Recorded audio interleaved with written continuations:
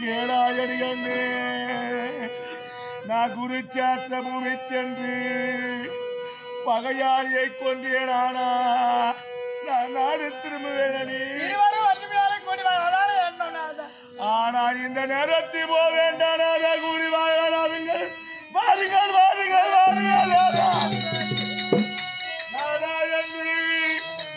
என்னை பார்த்து வைக்கின்றாயே